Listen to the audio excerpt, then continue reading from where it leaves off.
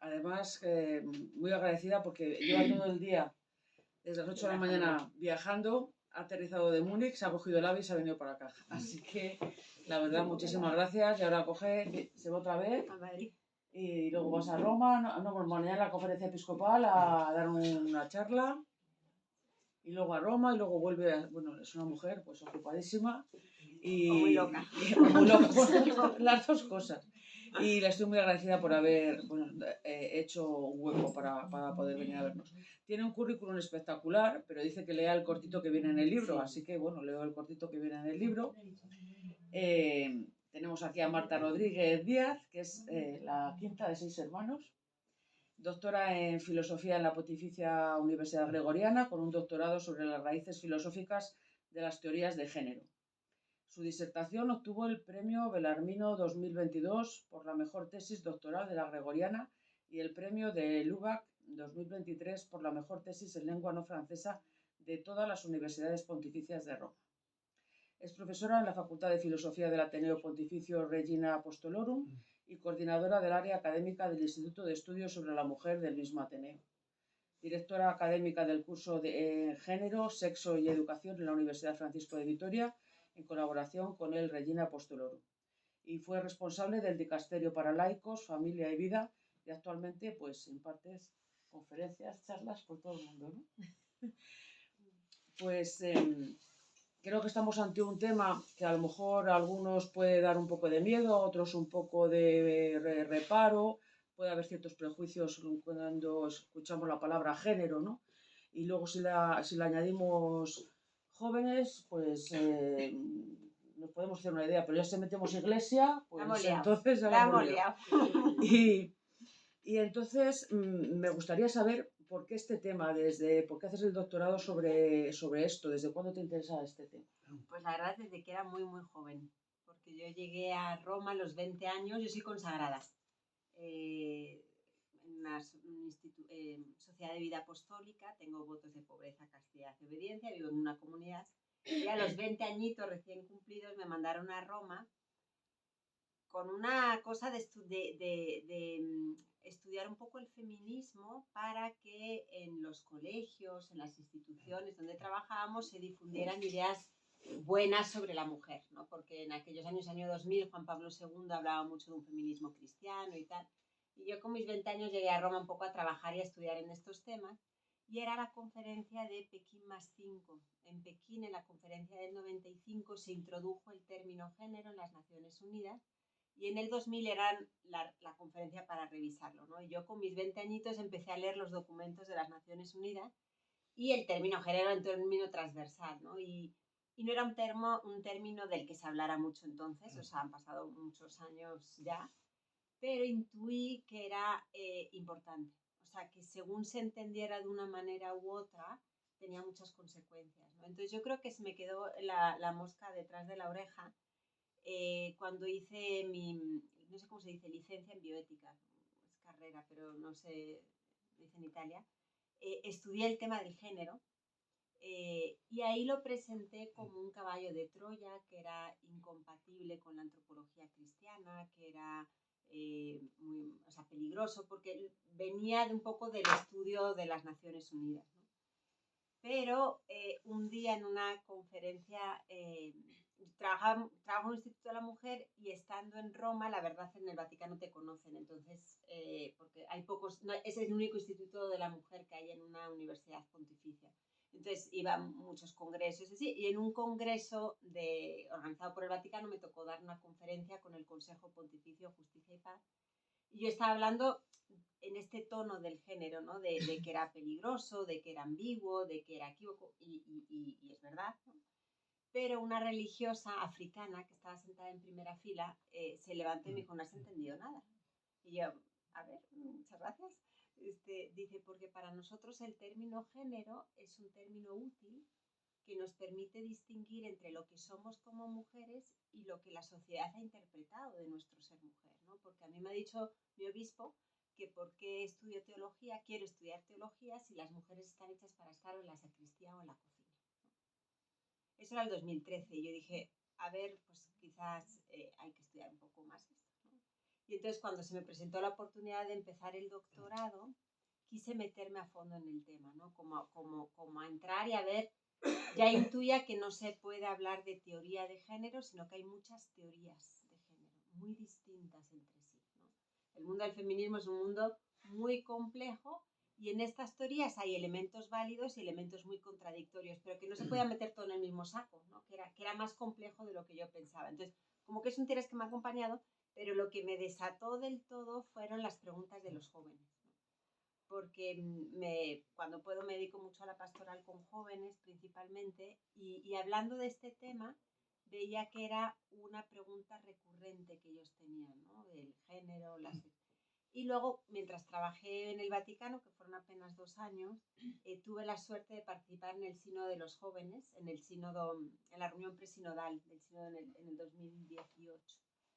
Y ahí me impresionó que los jóvenes de todo el mundo, porque ahí pues que se condensaban de alguna manera, decían, y está recogido la Christus Vivit, queremos una palabra clara y empática de la Iglesia sobre el género y la homosexualidad y no la recibimos.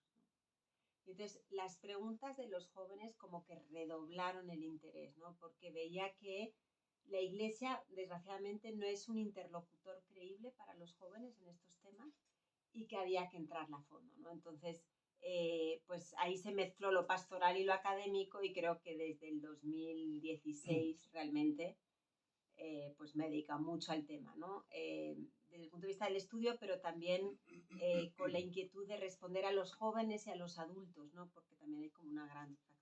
Pero ya me enrollé, perdón. Eso es para ver de dónde arranca. El libro será una consecuencia de todo eso, ¿no? El libro es una consecuencia de todo eso, y la verdad lo escribí súper rápido. Lo escribí en 9 días.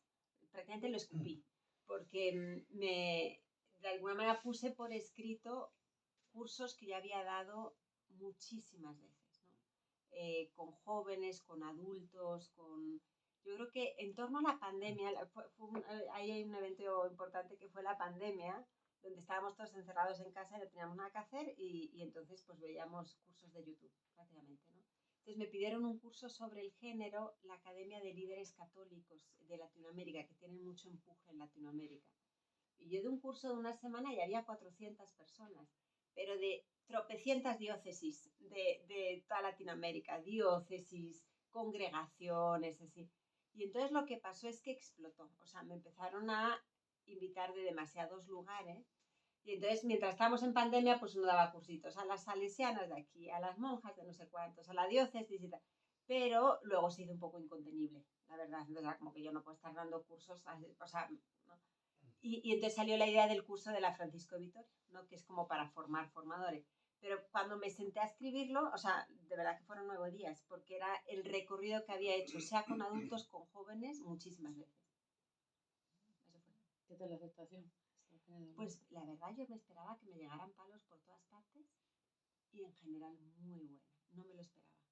O sea, porque ya había tenido alguna aparición así pública donde me cayó, pues sí, o te dicen que eres muy liberal o te dicen que eres demasiado conservadora. Pero me llegan de los dos tipos de críticas, ¿no? Y entonces yo dije, ya verás, vamos a sacar el libro y aquí va a arder Troya. De hecho, me decían en mi comunidad, pues te sales de las redes sociales y estás desaparecida 2 meses y que te dejen en paz, ¿no? Porque yo pensé, y sin embargo, me ha sorprendido mucho la recepción.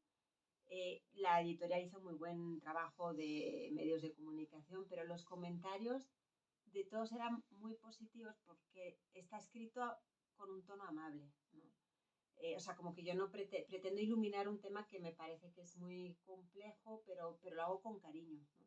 De hecho, lo ha leído algún chico con atracción al mismo sexo, un par de chicos de jóvenes, 22 años, 20. Me dicen, mira, no logro entender del todo, pero es un libro que se nota que está escrito de rodillas. Eso yo creo que es el mejor piropo que me han dicho, ¿no? O sea, como que yo no pretendo atacar a nadie, y desde ahí yo creo que no es que sea tan... O sea, el libro es súper sencillo, no tiene nada del otro mundo, la verdad. Pero ahí creo una laguna tan grande en este tema que ha explotado. O sea, como que las diócesis se encuentran muy desorientadas, los movimientos a la hora de trazar líneas en este tema, y entonces me han buscado de la Conferencia Episcopal de Costa Rica y tuve una reunión con el presidente y con todo, porque encargaron 100 libros y lo distribuyeron entre sus agentes pastorales. 30 diócesis del sureste de Estados Unidos encargaron 250 libros y tuve un curso en septiembre para los coordinadores de la pastoral, no de todas las diócesis, pero muchas de esas diócesis. Ahora voy en enero a dar un curso a sacerdotes de las 30 diócesis. La Conferencia Episcopal Española me pidió en el encuentro que tuvieron en octubre con todos los delegados de pastoral juvenil, dedicamos 2 días a afrontar este tema. O sea, como que la verdad yo pensé que cuando escribiera libros acababa el trabajo, pero no me esperaba lo que de ahí iba a salir, ¿no? Y lo que siento es que hay mucha hambre. O sea, mucha hambre porque hay quizás no hay tanto material que trate, por un lado, de leer desde una antropología cristiana, profundamente cristiana, pero tratando de conectar con la problemática y tratando de dar pistas pastorales también, ¿no? Entonces, pues ojalá haya muchos otros que escriban libros parecidos y así se reparta el trabajo, vaya. ¿No? A mí me ha encantado, la verdad es muy fácil de leer, es muy ameno y sí que es verdad que cuando ves la palabra género a mí es lo que me atrajo. Entras con el prejuicio cada uno con el que tenga, ¿no? Y claro, la verdad es que te da que pensar y que abrir un poco la mente a muchos seguramente. También he hablado con gente que me dice lo mismo, que es muy fácil de leer, que les gusta, que atrapa. Pero prefiero que me digas tú 3, 4 frases, afirmaciones que consideres relevantes en el libro. El libro empieza con una tesis un poco provocadora, que digo que cuando hablamos de género no sabemos de lo que hablamos y encima lo hacemos mal. Y es como un poco así disruptivo, ¿no? Para empezar. Pero creo que es así, ¿no? Porque hay hay como 3 partes, ¿no? En la primera trato de entrar en lo que yo llamo el laberinto del género, ¿no? Porque creo que nuestros jóvenes están metidos en un laberinto y es muy difícil orientarles en ese laberinto si no lo conocemos. Y lo que nos pasa a los adultos, aquí veo algunos jóvenes, pero y me confirmaré si estás de acuerdo o no, es que normalmente no conocemos ese laberinto, o sea, no conocemos, y hablamos eso de la ideología de género sin darnos cuenta de que es un mundo mucho más complejo, ¿no? Repito, con muchas teorías distintas, que todas tienen aspectos válidos, que todas tienen aspectos muy contradictorios, pero que hay que entrar para poderlo iluminar. Si no sé de lo que hablo, si ni siquiera entiendo el vocabulario, si mezclamos los registros cuando hablamos del tema, pues quizás no somos tan creíbles, nos hablamos sin autoridad, porque se da cuenta a leguas de que no sabemos de lo que hablamos, ¿no? Entonces, por un lado eso, ¿no? Entrar en lo que es el laberinto del género, para luego tratar de iluminarlo desde una antropología cristiana, porque creo, y esa es otra de las provocaciones del libro, creo que lo hemos afrontado desde una antropología a veces un poco oxidada, ¿no? Con categorías un poco reductivas. Queremos luchar contra lo que llamamos la ideología de género, pero a veces desde un enfoque muy biologicista, ¿no? O sea, no es que la biología... Cuando entiendo que el cuerpo es un dato irrenunciable en la identidad, ¿no? Nadie nace en un cuerpo equivocado, sostengo eso yo también, ¿no? Pero es mucho más compleja la formación de la identidad, entonces no somos comparables con los animales, ¿no? Pero a veces decimos, o sea, yo oigo decir, no, es que la atracción al mismo sexo no es una cosa natural porque los animales no sucede. Yo digo, no te compares con los animales porque la has liado, o sea, porque hay unas cosas bien raritas en el mundo animal, la verdad, o sea, entonces si vamos a estar, ¿no? A ver cómo justificamos la viuda negra y a ver, o sea, que es muy complicado y desde la antropología cristiana estamos más cerca de ser Dios que de ser ángeles, porque estamos, o sea que de ser animales, o sea, no son punto de referencia el mundo animal para el ser humano. Decía San Juan Pablo II de que el sexo no es lo que nos asemeja a los animales, sino que es lo que más nos separa. O sea, es radicalmente distinto. Pero nos acercamos desde una antropología pobre, que a veces simplifica excesivamente el problema y entonces eso nos hace menos creíbles, ¿no? Y a mí reconocer que no lo hemos hecho bien me da mucha esperanza, muchísima esperanza. O sea, decir, que el discurso de la Iglesia, de los adultos, de los educadores, no ha sido suficiente, no ha estado bien planteado, a mí me da muchísima esperanza. ¿Por qué? Porque veo que los jóvenes están cada vez más confundidos. Y la tentación de los adultos es decir, bueno, es que las redes sociales, es que los lobbies, es que los programas educativos, es que... Y todo eso es verdad, pero nada de eso vaya a cambiar, creo, en los próximos 15, 20 años probablemente. Entonces, si yo pienso que toda la culpa de la confusión de los jóvenes está ahí, pues no tengo ningún motivo para pensar que las cosas van a mejorar, porque no creo que nada de eso cambie, ¿no? Pero si yo reconozco que todo eso está ahí, ¿no?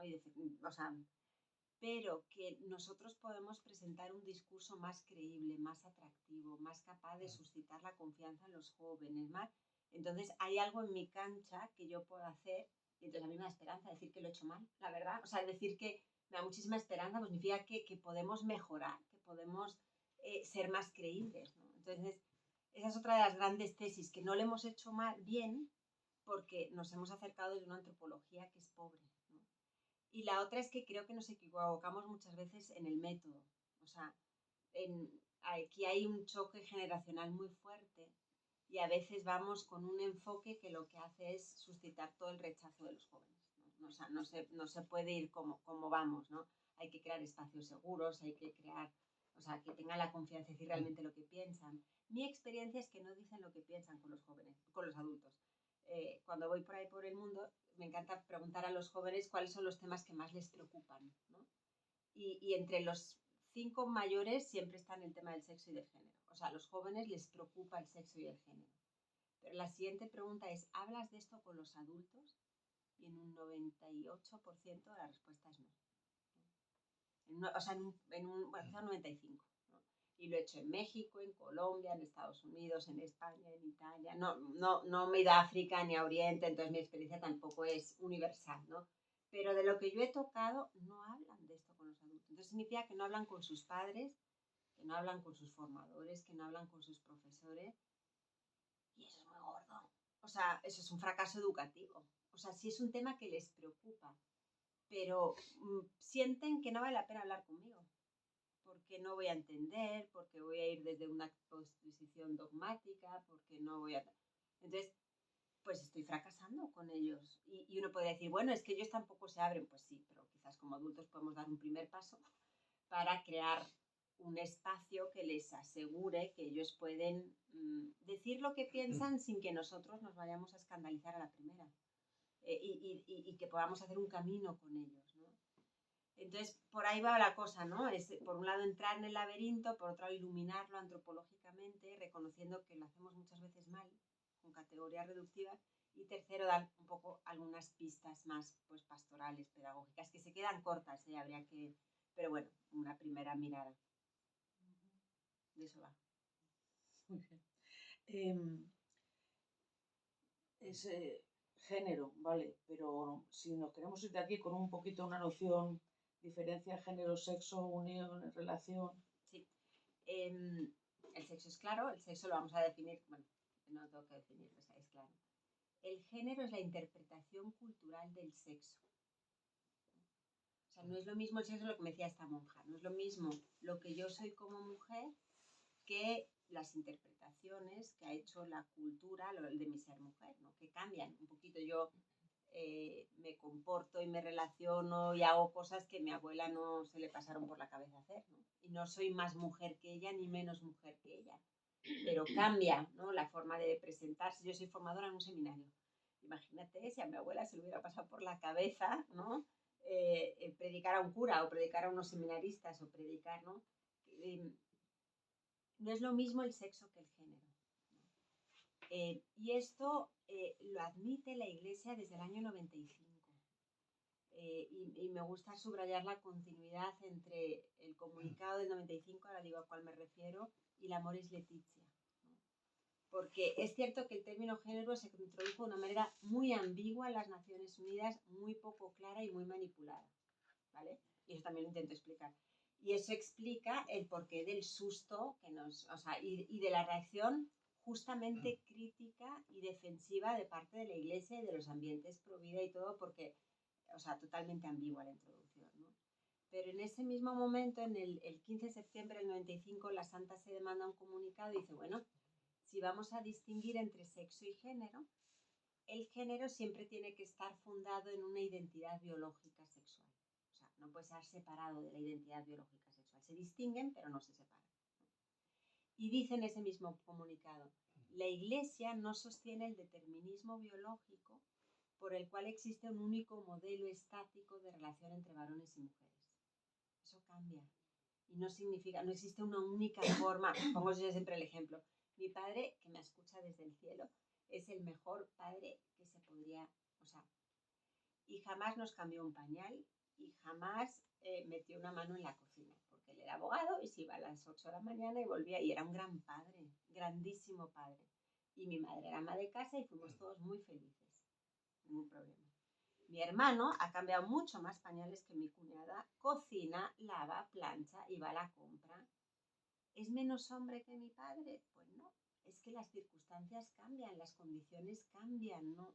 ¿Qué es mejor o peor? Pues lo que cada contexto, cada familia decide según las circunstancias. No es que sea, mi hermano no es menos hombre que mi padre, ¿no? Ni es preferible una cosa. No existe, decía el comunicado 95, un único modelo estático de relación entre hombres y mujeres, ¿no?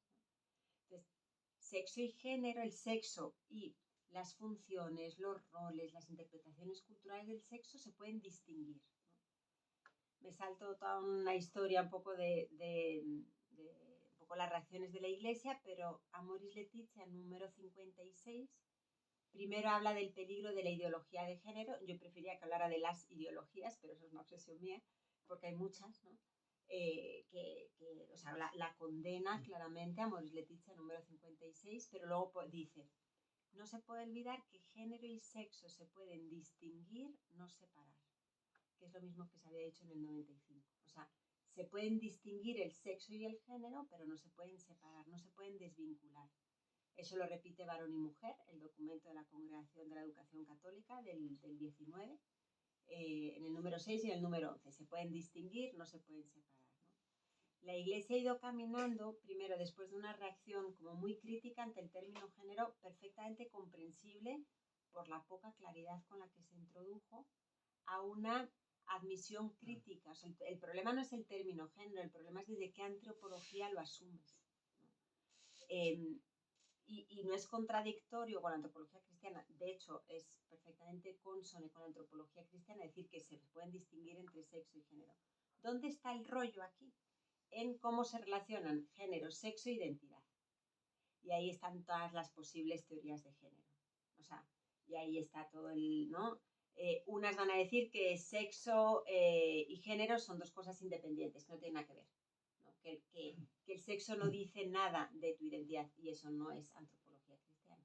Otras van a decir incluso más radicales que el género es el que crea el sexo, y ahí ya entramos un poquito en... O sea, que primero va el sexo, el género, y luego va el sexo, que es un poquito difícil de pensar, pero sí que luego os lo intento explicar. O sea, hay muchas teorías distintas con visiones del ser humano muy distintas entre sí. Y repito que hay algunos aspectos asumibles y otros no, ¿no? Entonces, el género es la interpretación cultural del sexo, es el desarrollo cultural del sexo. Se puede distinguir, pero no separar del sexo, porque en el ser humano naturaleza y cultura no se separan. ¿Sí? ¿Se entiende? ¿Maso? Algunos de los que estamos aquí nos conocemos y tratamos con jóvenes, con adolescentes y cada vez más, a edades más tempranas, pues te vienen con, pues yo no me siento chico o yo no me siento chica o ahora ya no me llames así, me llamas de otra manera. Empezamos a ver los cambios que se experimentan. Yo es que me estoy pensando qué es lo que me gusta, me estoy pensando qué es lo que quiero ser. Ahí, ¿dónde estamos? Confundidísimos. O sea, estamos, vamos, y ahí hay un fenómeno, venía leyendo en el avión de Mamá soy trans, de Erastegui. Está bueno el libro, ¿no? Que habla de cómo la disforia de género, sobre todo en niñas, es un fenómeno de contagio social hoy en día, ¿no? Que no tiene nada que ver con el problema real de los chicos que sienten un rechazo profundo hacia su cuerpo de la transexualidad, que es un sufrimiento psicológico muy serio. O sea, eso no lo... ¿no? Pero dice, no tiene nada que ver con el fenómeno de contagio social que da unas cifras creo que era de Barcelona, que se ha multiplicado en un 4000% los casos. O sea, es como que, dice, eso es contagio social, ¿no? Entonces, ¿por qué? Porque los niños viven de TikTok, de Instagram, de tal, y ahí beben de esto, ¿no? Y algo tan común como es estar confundido con el propio cuerpo y sexo que es de la adolescencia, ¿no?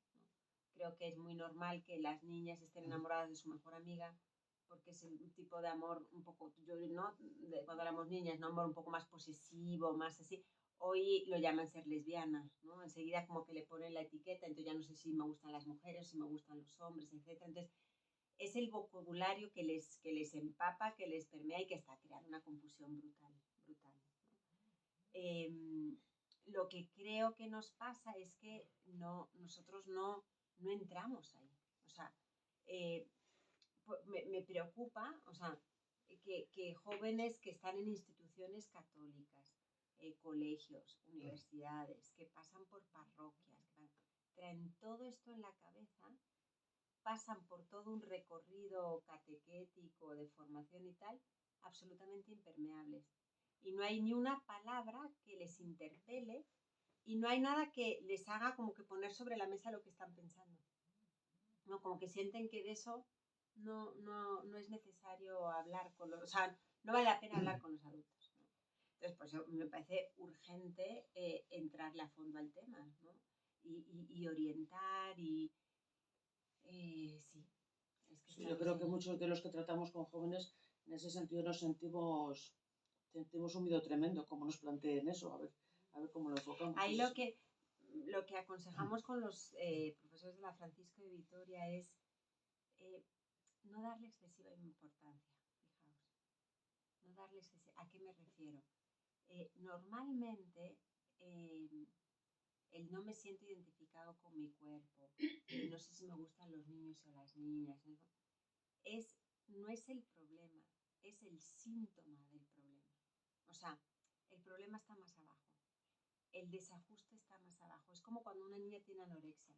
Su problema no es la anorexia, su problema es la gestión de las emociones, la relación con su madre, o sea, es más profundo el problema, ¿no? Quien tiene una adicción, que tiene adicción a la pornografía no es el problema, digo, es un problema, hace mucho daño la pornografía, pero está hablando de la gestión de la frustración, está hablando del manejo afectivo, o sea, no es el problema, es el síntoma, ¿no? Entonces, ¿qué sucede cuando un joven te dice mamá tal o eso él lo está sacando como la bandera de alguna manera con la que identifica ¿no? Se identifica, coloca ahí su identidad y pone su seguridad ahí, ¿no?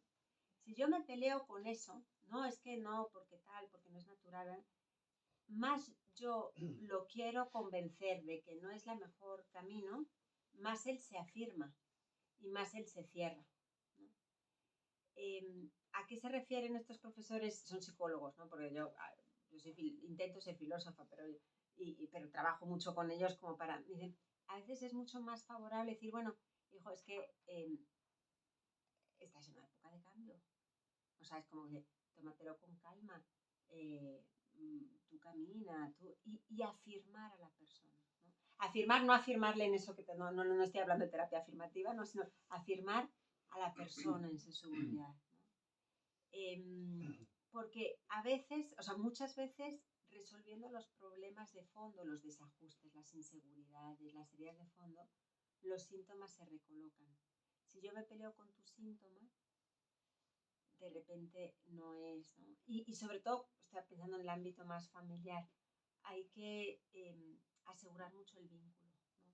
Sucede que a veces los padres, es que yo lo entiendo, porque me es fácil predicarlo, pero si me pasara a mí, quizás reaccionaría distinto, ¿no? Los padres se ponen, o sea, pues mientras vivas en esta casa, jamás, ¿no? Como muy... Y entonces eso hace que el chico más se cierre, más se sienta no aceptado por sus padres, ¿no? Y más se convierta en el punto y más vaya a buscar afirmación fuera. de nuevo en su comunidad, qué tal, en YouTube, en Instagram, etcétera, ¿no? Entonces, creo que la comunicación en caso de los padres es decir, mira, por un lado, asegurar el vínculo. Nosotros te vamos a querer siempre, hagas lo que hagas. Y vamos a estar contigo siempre, hagas lo que hagas. No vamos a compartir todas tus decisiones. Y algunas de tus decisiones puede que nos duelan muchísimo porque van en contra de lo que nosotros creemos que te va a hacer feliz. Pero vamos a estar contigo siempre. Ahora, tómate con calma ciertas decisiones, porque tú sabes que hay decisiones que es como hacerte un tatuaje. Luego no hay quien te lo quite. Entonces, pues vamos a ir caminando juntos. Ojalá tengas la confianza de compartir, nosotros también de compartir, queremos estar. Entonces, establezco el vínculo y camino contigo, ¿no? Si yo me pongo muy tajante, muy taxativo, muy tal, pues el chico a los 13, a los 14 no tiene mucho que hacer, pero es que a los 18 de repente se me va de casa, ¿no? Y no sería ni el primero ni el último, ¿no? Y ahí fracasas, porque lo que hay que lograr es estar con ellos, ¿no? Para poder caminar con ellos, ¿no? Entonces, sí, no obsesionarnos mucho con eso, sino hacer un trabajo más a fondo, porque hay inseguridades, hay fragilidades y hay cosas que están ahí latentes, ¿no? ¿Y ahora qué? ¿Qué sigue después de esto? Pues ahora que me están pidiendo, o sea, siento que le falta, me gustaría desarrollar más las líneas pastorales. O sea, las líneas pastorales, el aterrizaje más,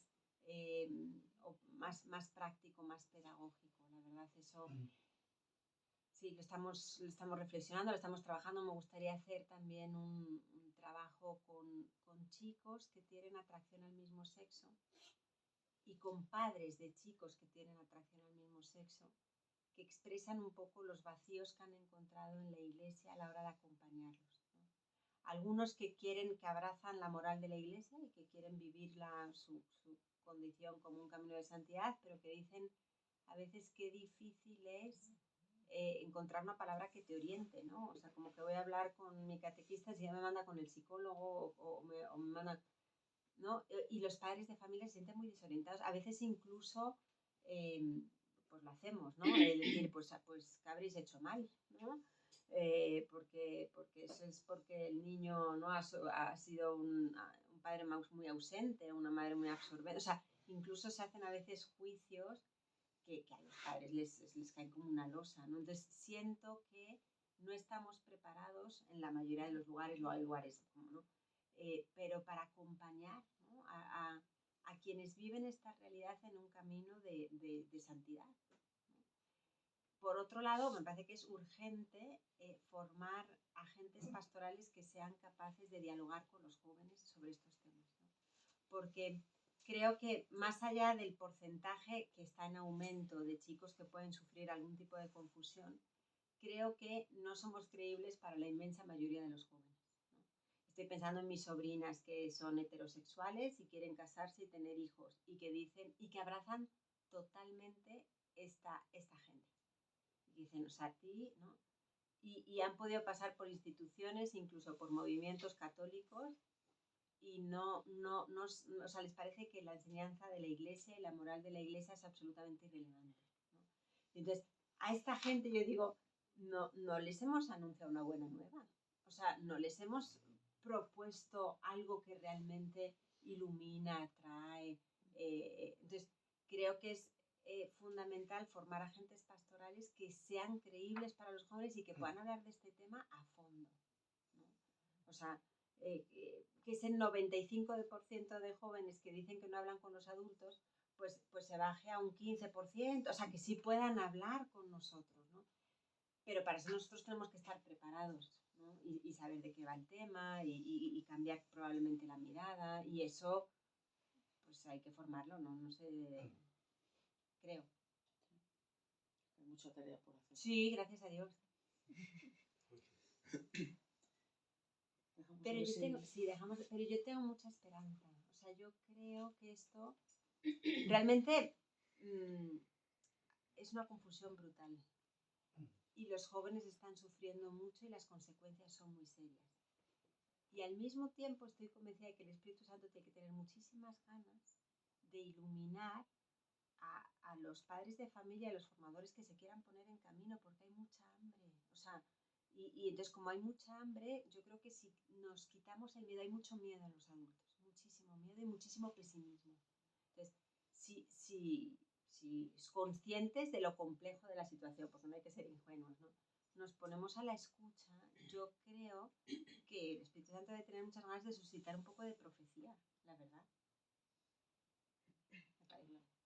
Sí, yo creo que sí. Pero no sé, ¿alguien quiere preguntar algo, decir algo? Bueno, me ha encantado, me gusta mucho el tema y bueno, hay cosas que me parece que están muy bien, pero hay otras que pienso que, por ejemplo, lo de las redes sociales y todo eso, es verdad que a día de hoy hay como un empuje mediático, ¿no?, hacia un tema determinado. Ya lo decías tú, ¿por qué se presenta en la ONU una palabra, además que está traducida del inglés de una manera muy pésima, que no significa en español lo que puede significar en inglés? Y como que hay toda un empuje, ¿no?, hacia una determinada forma de pensamiento, y me iban asaltando dudas durante toda la presentación, ¿no?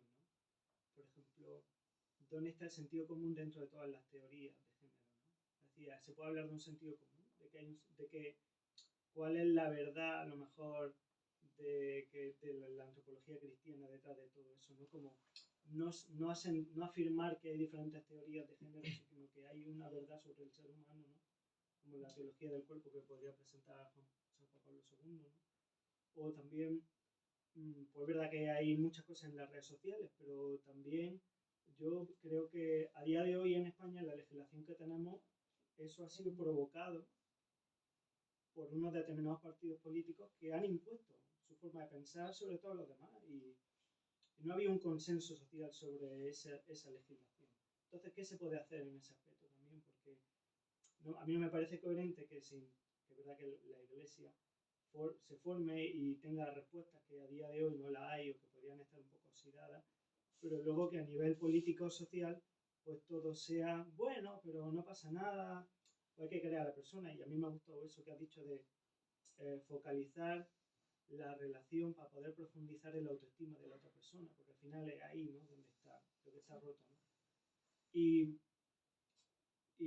luego, pues, cómo se puede, pues, eso, un poco materializar en una teoría más, como una realidad de la Iglesia que se pueda decir, porque yo pensaba, pues es verdad que las relaciones adultos, yo pues siempre, alguna vez me ha acompañado algún adulto, y es verdad que es una relación un poco incómoda, porque nunca sabes hasta dónde te puedes abrir, hasta dónde no, lo cual es normal porque no es tu amigo, has vivido cosas diferentes, sabes que no te puedes expresar de la misma manera. Pero me parece que los adultos no somos capaces de, por ejemplo, yo pienso en Juan Pablo II y pienso que él decía las verdades como eran, y ya está. Y a día de hoy yo no veo un referente ni en España, y en muy pocos sitios, contados, ¿no?, que sepan decir las cosas como son, a pesar de que no se les pueda criticar. Es decir, que sepan cuál es la luz que tienen que darle a la gente, ¿no?, que tiene esa sed, ese hambre de certeza. ¿Cómo te llamas? Enrique. Enrique. Has dicho muchas cosas. A ver si lo relaciono mis ideas. Mira, has utilizado el ejemplo de Juan Pablo II. Toda esa dirección de las leyes y de los medios de comunicación es real. Y pues tiene un impacto muy fuerte, definitivamente, ¿no? Pero hablando de Juan Pablo II, él vivió en un contexto, cuando era obispo de Cracovia, cuando era párroco también, de comunismo, ¿no?, donde son condiciones objetivamente de no libertad y de persecución religiosa. ¿Y a qué se dedicó este hombre? A formar hombres libres. Entonces, creo que la cultura se cambia de distintas formas. El impacto más inmediato es si tú actúas en los medios de comunicación. Me esperaría, o sea, ojalá haya cristianos capaces de ejercer un influjo positivo, dando mensajes que transmitan la verdad sobre el hombre en medios de comunicación, en redes sociales, influencers católicos. O sea, hay que entrar ahí, ¿no? Es el impacto más inmediato, menos profundo, pero más inmediato, ¿no? Lo que más incidencia tiene a mediano plazo son efectivamente las leyes y la educación, ¿no? Las leyes crean cultura, ¿no? Y ahí también donde están los políticos, abogados, que siempre estamos como, o sea, yo creo que estamos pagando unos años de un poco de haber vivido una fe en casa y no habernos tomado en serio que hay que permear de espíritu evangélico las realidades temporales. Y entonces que ahí, ¿no? Y entonces estamos como que siempre, ¿no? Y ahí también se necesitarían abogados, políticos, que miren a largo plazo y decir, venga, los próximos 30 años, ¿cómo vamos a, no, cómo vamos a contrarrestar esto? ¿No? Me faltan, ¿dónde están los jóvenes que quieren tener un impacto político? O sea, ojalá haya muchos jóvenes que digan, no, pero están desinteresados en la política. O sea, pero habría que decirles, oye tú, que el futuro es tuyo, y entonces empieza, ¿no? Pero lo que sí seguro es la educación, o sea, formar hombres libres. Porque creo que es imposible hoy en día aislar a los jóvenes de esta influencia. O sea, no sé, los tienes que meter en una burbuja de, qué sé yo, de aséptica, y es imposible. Entonces, o se les forma un sentido crítico, una autoestima muy fuerte, una relación, o sea, una capacidad de comprender pero sin dejarse llevar, de tal, o se le va a llevar la corriente, ¿no? Entonces, ¿dónde estamos apuntando las balas? Me gusta eso. Juan Pablo II, hay que formar hombres libres hoy en día, ¿no? Y es que los chicos están todo el día con los móviles. Bueno, vale, pues ¿cómo vamos a formar hombres libres? O sea, ¿cómo vamos a formar sentidos críticos, capacidad de...?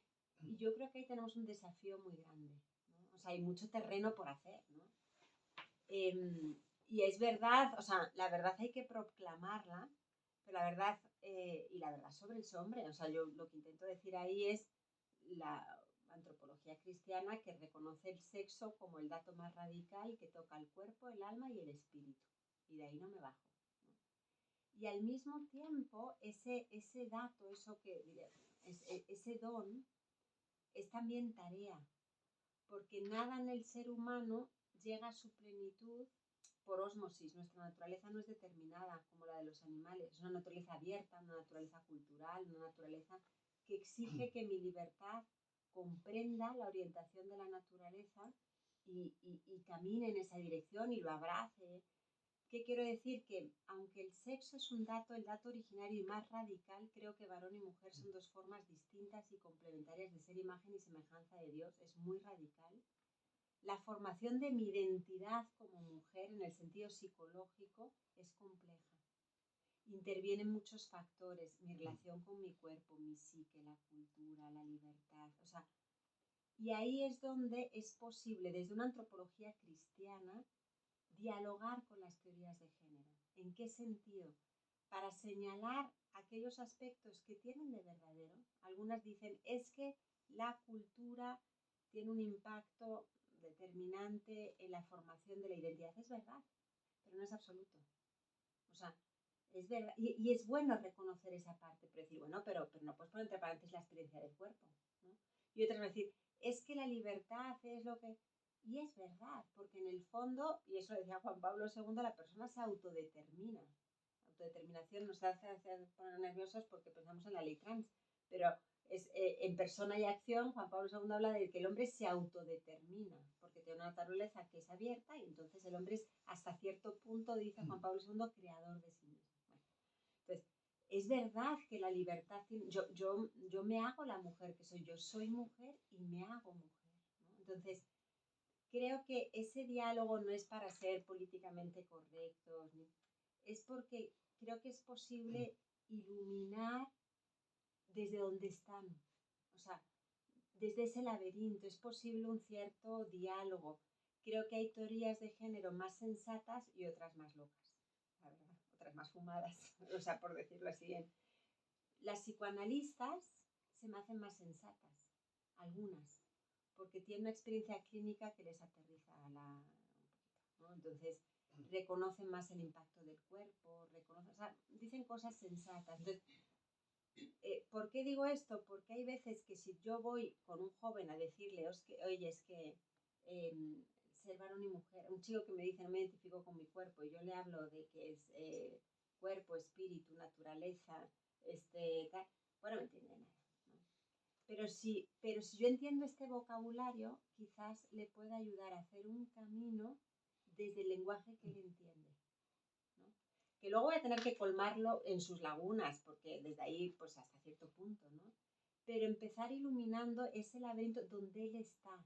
Porque si no estamos hablando un idioma, o sea, tú me estás hablando de mi autopercepción y de mi experiencia y de tal, y yo te hablo de la naturaleza sexual y de la unión sustancial de cuerpo y alma, y estamos, o sea, vamos, como si hablando en alemán y el otro, o sea, no hay forma. O sea, pero si yo hablo un poquito tu idioma y entiendo las luces y sombras de la mentalidad donde tú estás metido, te puedo ayudar a orientarte ahí dentro.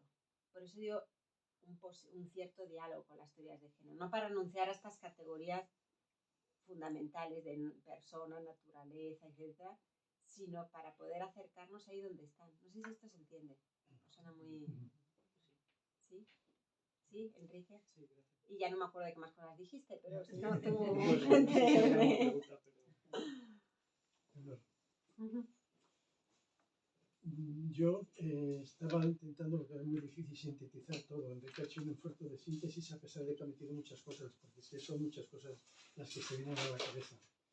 Para empezar, el libro me lo he trabajado, no solamente me lo he leído, y es un libro amable, y no todo el mundo que habla de género habla de esa amabilidad y de esa cercanía, sino más bien desde una cuestión combativa y agresiva.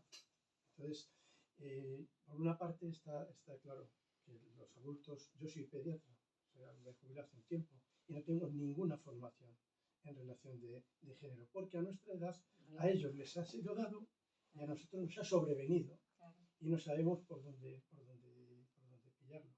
Y tú a un pediatra que está con niños, le llevas ese tema y le metes en un lío, porque no está formado, en la carrera no lo han formado y no sabe lo que tiene que hacer.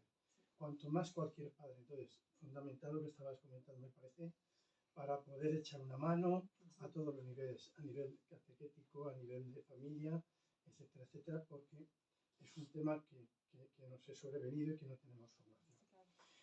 Pero ojalá que todos los libros y todos los planteamientos que se hicieran desde el punto de vista del tema del género fueran así de amable, pero vemos que no lo son.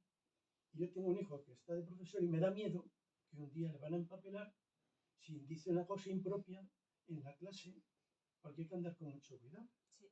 Por ejemplo, voy a poner un ejemplo muy tonto que salió el otro día comentando con un amigo que iba a venir yo a la presentación del libro.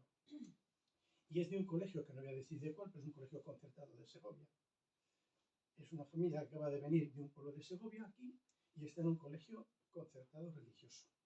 Y entonces la niña llega a casa desconcertada, porque la profesora le pone de matemáticas, cuidado, que es que además están obligados, le ponen un problema, tengo 20 peras, hay de niños y 10 niñas. La niña contesta fácilmente, bien fácil repartirlo, 10 para los niños, 10 para las niñas, suspendida. Claro. ¿Por qué? ¿Por qué? Porque está haciendo una interpretación de niño o niña que no coincide con la teoría de género, de que yo puedo ser lo que quiera. Entonces la madre, claro, no sabía qué decirle a esa niña cuando le planteaba ese tema. Y es que tienen la obligación los docentes, tienen obligación los docentes de aplicar eso. Y si quieres en la universidad o en los institutos o en los colegios tener recursos económicos, le pones detrás, según la ideología de género, cualquier tema que sea. Voy a dar matemáticas según la ideología de género. Voy a hablar de tal tema, lo vamos a formar desde la ideología de género. Y eso tiene financiación. Y están las carteras en las universidades. Y no te digo nada, y con esto ya termino, si te vas al extremo ya tremendo, que ya ni siquiera tiene que ver con eso, de feminismo animal. Entonces ya apague vámonos. O sea, que se va a entender, es difícil, pero vamos, coincido plenamente y por favor lo necesitamos. La formación, porque no la tenemos, nos ha sobrevenido, nos ha quedado una losa. ¡Guau! Claro. y te encuentras un poco en la cuestión de decir, Pero como tienes navegar. mucho que dar también. Pienso en mi padre que lleva 6 años en el cielo. Y de estas cosas tampoco entendía. Pero sí entendía. O sea, no entendía el vocabulario y no entendía muchas cosas, pero bueno, él me enseñó lo que es un hombre y me enseñó lo que es una mujer y de ahí viene todo, ¿no? ¿Y crees de verdad, perdona que te interrumpa, que con ciertas personas que defienden la ideología de género, sobre todo desde el punto de vista muchas veces político y tal, se puede mantener una conversación como la que estamos teniendo Si nosotros aquí quieren, tranquila? si quieren. O sea, si quieren. Yo me ha tocado hablar con chicas feministas, de las de pañoleta verde que van a las manifestaciones y mi cuerpo es mío y así, tal. Si tú creas un espacio de confianza, de no juicio, me acuerdo una que hablamos mucho tiempo y me decía, mira, no comparto todo lo que dices, pero me interesa, me gustaría seguir escuchándote. Vale, pero es una chica muy ideologizada, pero honesta. Y entonces con ella se puede dialogar. O sea, si le quito los prejuicios, porque un inicio entra así, ¿no? Pero si la despeino un poquito, le digo que no pasa nada, le quito tal, sí se puede dialogar, ¿no? De uno a uno es bastante más fácil que con masas. O sea, con masas. Yo, por ejemplo, en redes sociales jamás digo nada conflictivo, jamás. Porque creo que es el terreno de los lobos. O sea, ahí no. Pero en el uno a uno no tengo miedo. Porque, o sea, o en grupos, ¿no? En grupos se puede, me ha tocado con jóvenes muy metidos dentro de estas categorías, que si empiezas reconociendo, oye, es que lo hemos hecho mal, es que no hemos entendido, es que tal, es que como que bajan las defensas y se empieza a poder dialogar. Entonces, yo sí creo en el diálogo con quien quiere dialogar. O sea, por muy ideologizado que esté, por muy realidad que viva, no sé, yo hablo mucho con una chica que ha sufrido cambio de sexo, pero luego se echó para atrás porque no soportaba el tratamiento, pero ahora es lesbiana y ahora es no sé cuál. Pero hablamos muy bien. Me dice, mira, nunca hago nada de lo que me dices, pero sé que me lo dices porque me quieres. Bueno, ahí hay un vínculo, es otra cosa, no es la de las pancartas. Pero de repente me dice, oye, ven a conocer a mi amigo, no sé qué. Me presentan los amigos que yo en Madrid. Y nos vamos ahí. Pero cuando uno muestra un deseo de comprender, de, oye, cuéntame tu historia, y oye, no, es que la iglesia, cuenta, me interesa qué te han hecho. O sea, me interesa saber, me interesa.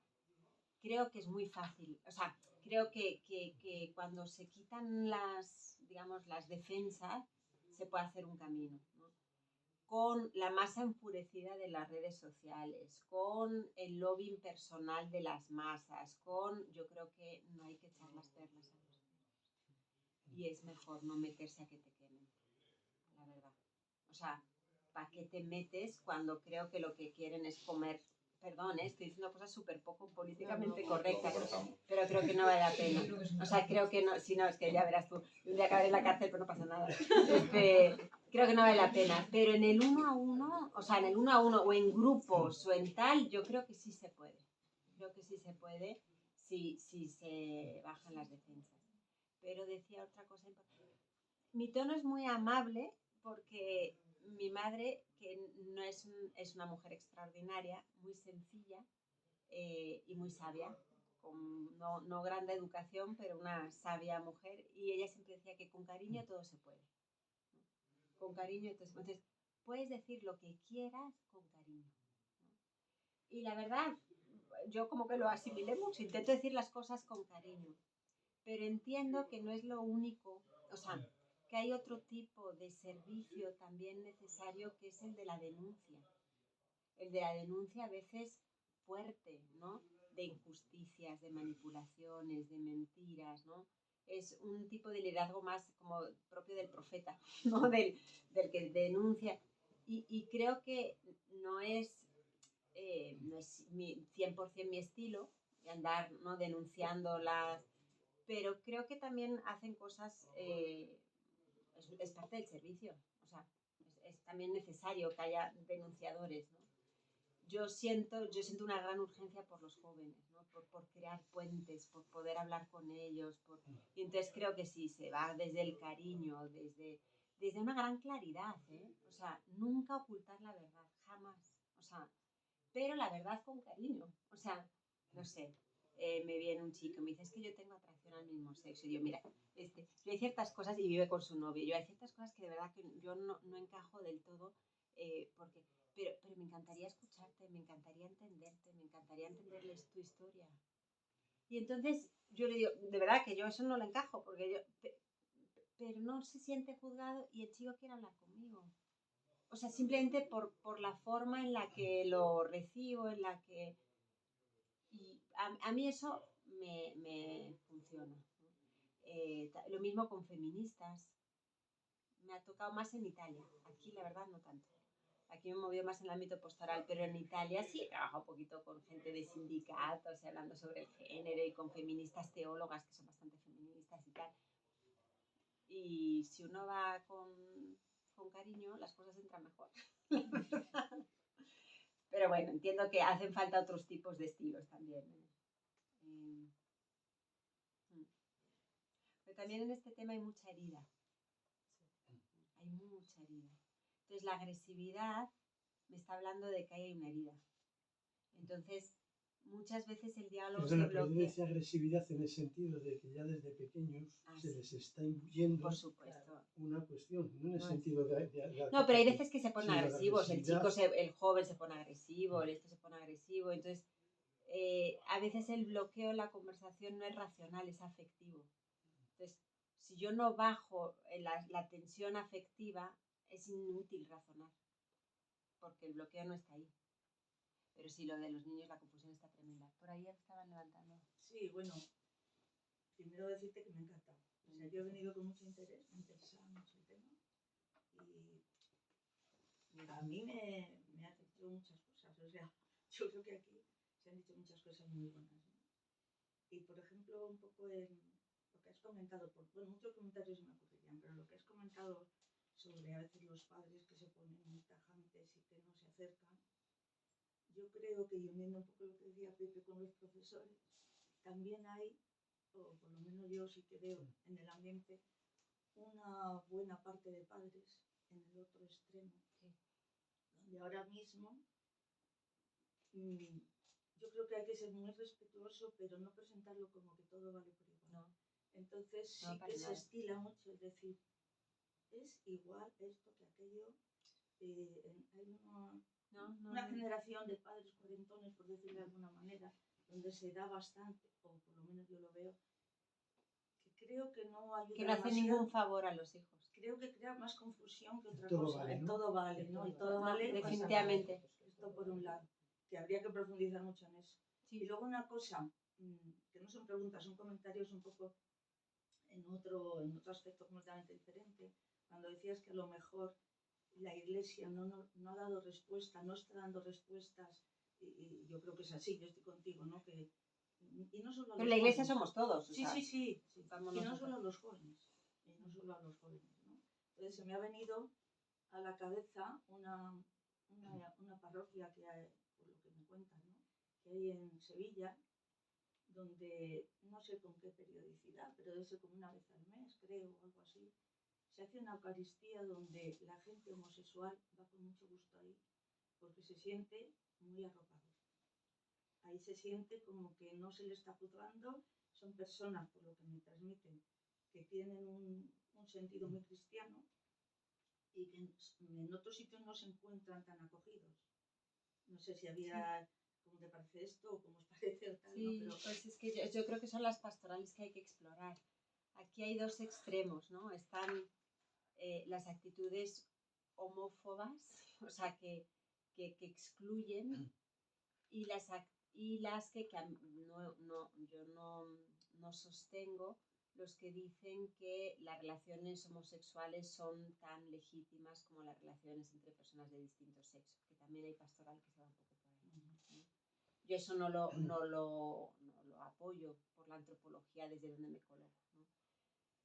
el punto es decir, a ver, estas personas la mayoría de las veces no han elegido lo que viven, ¿no? Porque es verdad lo del contagio social de la disforia y tal, pero la atracción al mismo sexo es complejo. El mismo catecismo reconoce que permanece oscuro porque influyen factores físicos, psíquicos, ambientales, culturales, y la persona efectivamente te dice, pues es que yo siempre me he sentido así, y te está diciendo su verdad, entre comillas, ¿no? Entonces, creo que el desafío aquí es acompañarles, o sea, de ser una persona que los acompañe en un camino de santidad, de configuración con Cristo, invitándoles a vivir el celibato, o sea, vivir una castidad no elegida, que es muy duro. O sea, es porque yo he elegido mi castidad, pero me puede decir, yo esto no lo he elegido, ¿no? Creo que ahora es la posición más acorde con el magisterio. Hay quien está queriendo empujar para allá y decir que hay que abrir las puertas. Yo no estoy de acuerdo con eso. Pero hay mucho debate en esto, en el campo de los pastoralistas, de la moral católica. O sea, yo creo que hay que proponer un camino de donación, de plenitud, de vivir para los demás, sosteniendo que las relaciones genitales entre personas del mismo sexo a la larga no hacen bien a la persona. Eso es lo que yo digo, y ahora sí, a la cárcel, desde la antropología cristiana que propongo. Y me parece que es lo que hasta ahora ha dicho el magisterio. No, es lo que hasta ahora ha dicho el magisterio, así que yo de ahí no me muevo, ¿no? Pero hay mucho vacío, porque yo estoy muy en contacto con chicos con atracción al mismo sexo y tengo muchos mails suyos que les leí algunos a los delegados de pastoral juvenil cuando me lo reuní con ellos en Tenerife, y decían, es que hay como un vacío muy fuerte, o sea, hay una falta de palabras. Tú vas a la iglesia y enseguida como que el padre lo primero que te dice es, y bueno, y el psicólogo y tal, y empieza a hacer de ese tema como el tema, ¿no? Y dice, y hay un vacío, es que no sé si lo encontraría rápido, si no cogía mi teléfono y os lo leía, no un WhatsApp. Decía, y ¿por qué no se nos visibiliza? ¿Y por qué tenemos que ser, o sea, la parte más oscura y más olvidada de la iglesia? ¿Por qué no podemos poner también nuestros talentos y nuestros dones al servicio de la iglesia? Entonces, creo que ahí hay mucho que explorar, ¿no? Para no, no reprimir, sino ayudar a estas personas a un camino de santidad, de servicio. Tienen mucho que enseñarnos desde su experiencia, ¿no?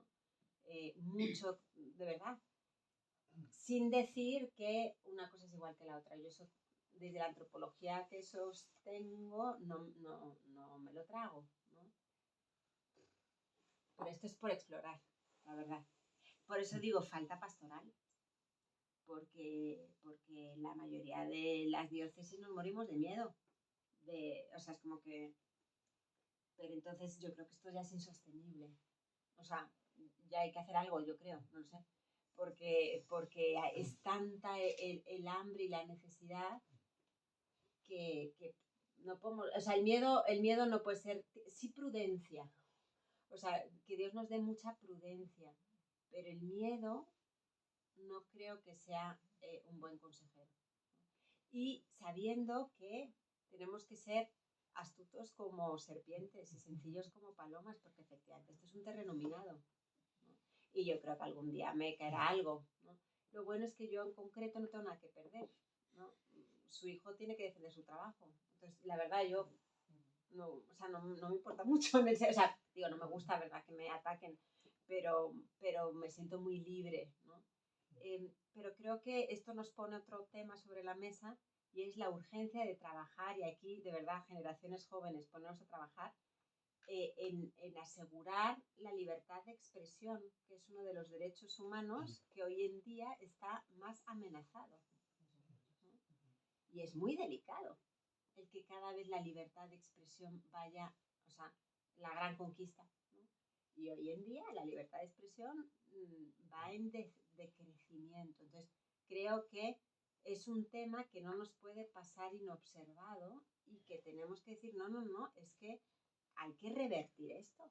Porque si vamos por ese callejón de que ahora no puedes, o sea, las personas se acogen siempre y no se les juzga, pero las ideas se discuten y se discuten en las universidades, o sea, para eso están las universidades, para discutir ideas, o sea, ¿no?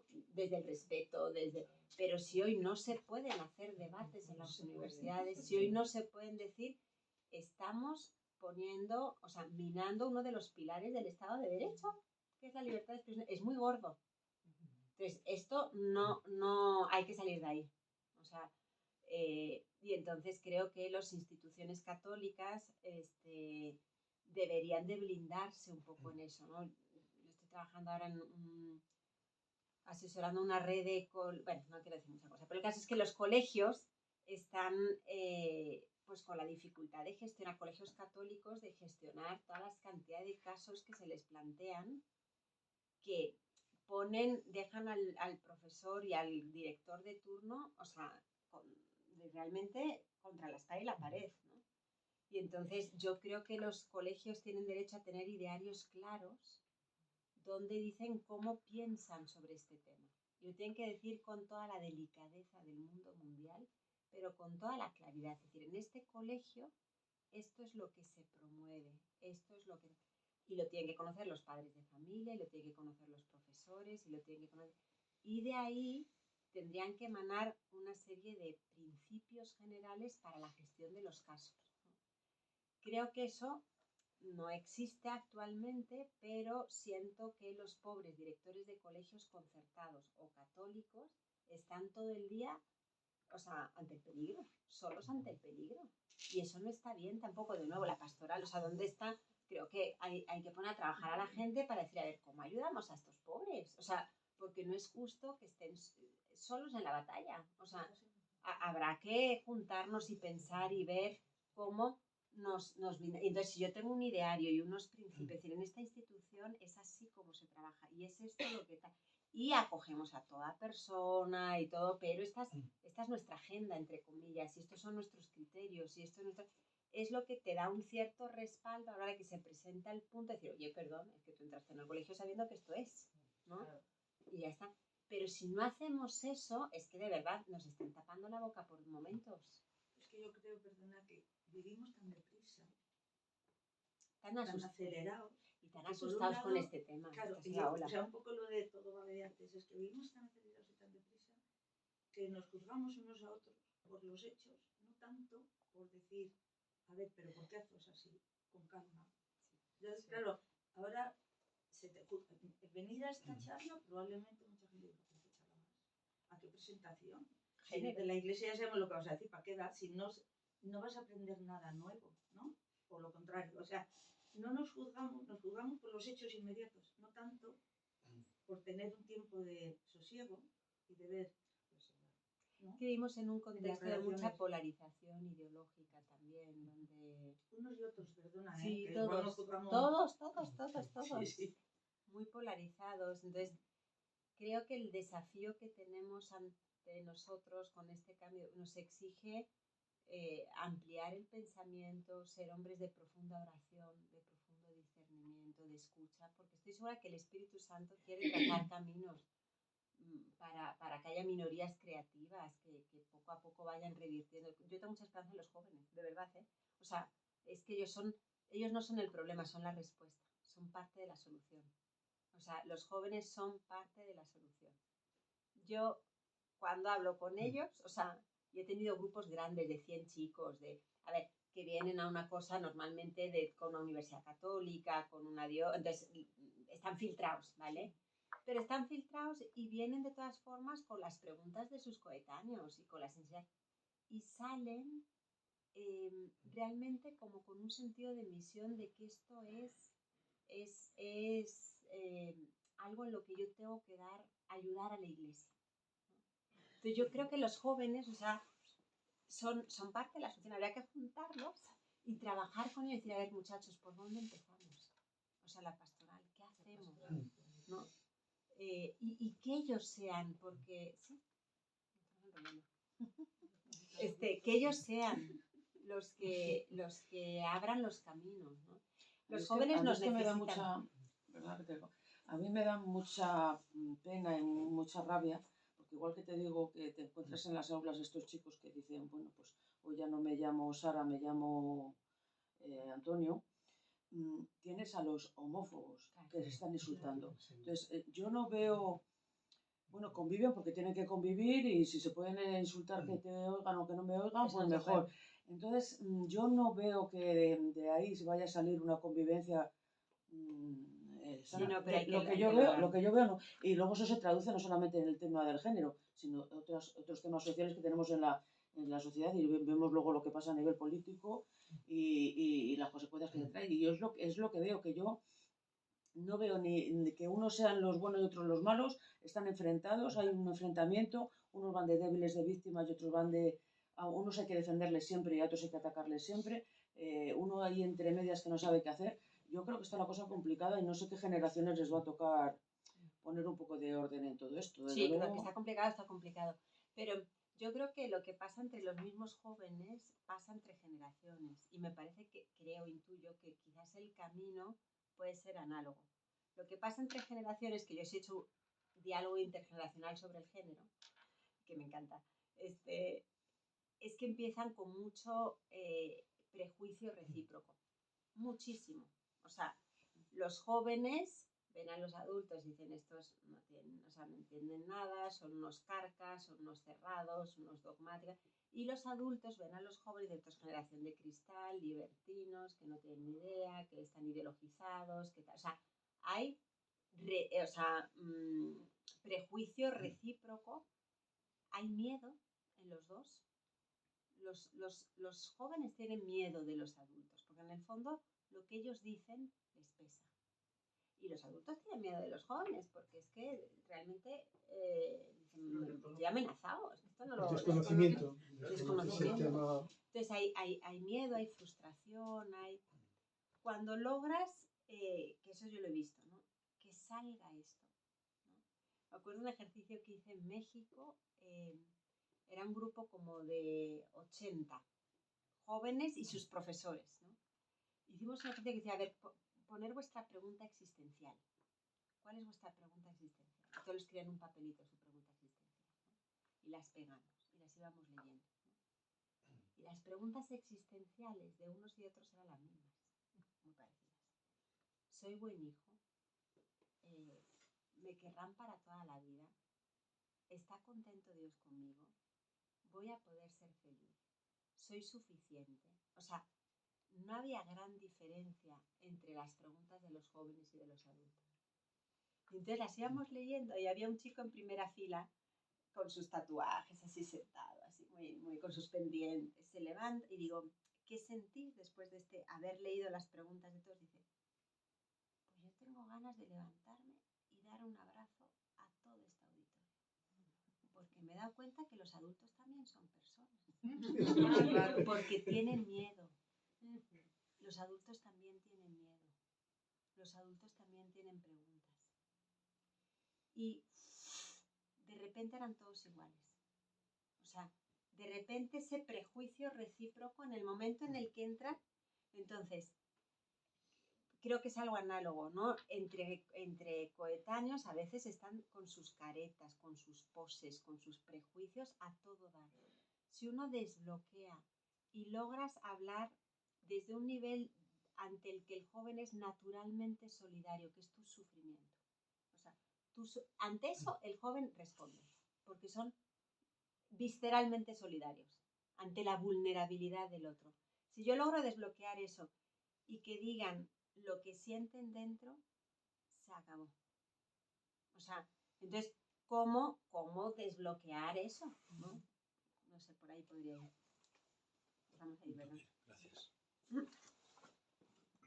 Yo creo que lo que has comentado antes de trabajar sobre todo la autoestima desde pequeños y emocionalmente que vayan creciendo gestionando las emociones, eso lo de curar las heridas, eso es el campo preparado para abordar a lo mejor luego estos temas en la adolescencia. Claro, Pero es muy importante. claro. Claro que Los sí. niños, ahora que parece que lo tienen todo, Claro que tienen sí. muchas, o sea, porque estamos ahora en el colegio donde estoy yo, hemos hecho un proyecto de Emocionate, vamos a trabajar las emociones cada mes, o sea, trabajando todas las emociones y todas eh, las caras de esas emociones.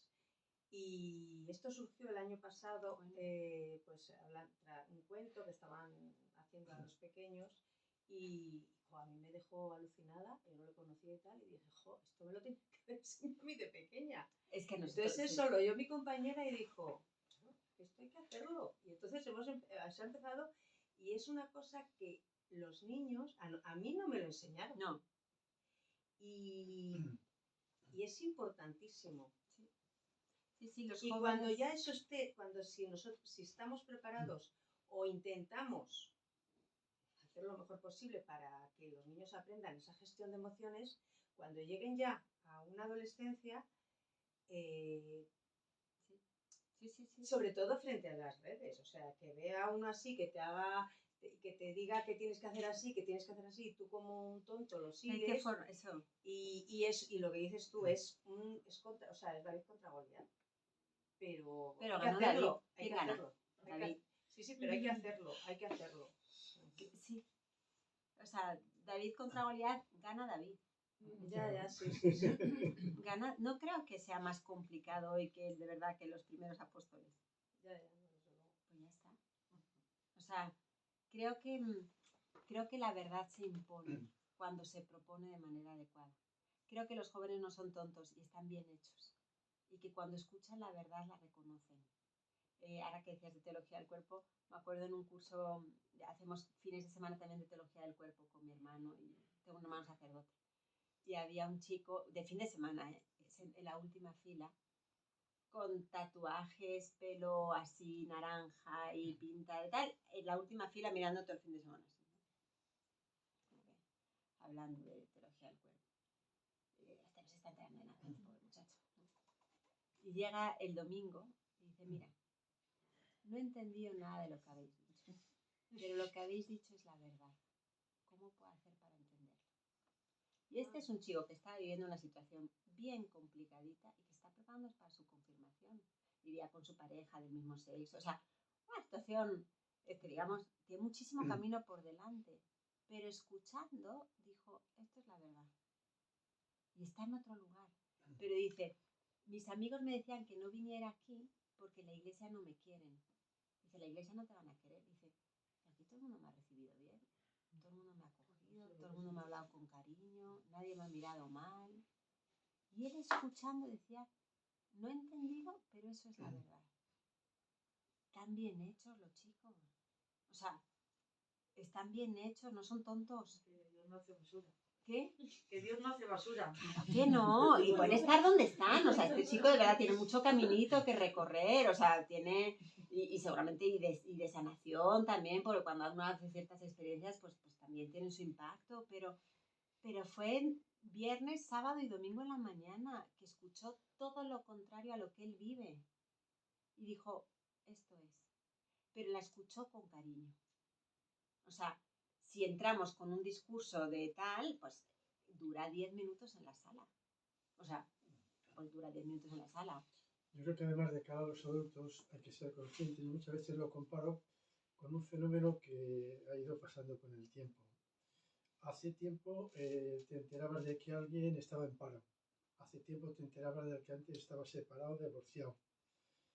Hace tiempo te enterabas de que alguien tenía un hijo homosexual, una hija lesbiana o lo que fuera, o trans. Y después resulta que poco a poco en tu familia ha habido alguien que estaba en el paro, en tu familia ha habido alguien que se ha divorciado, y en tu familia hay alguien cercano pues que está en la situación.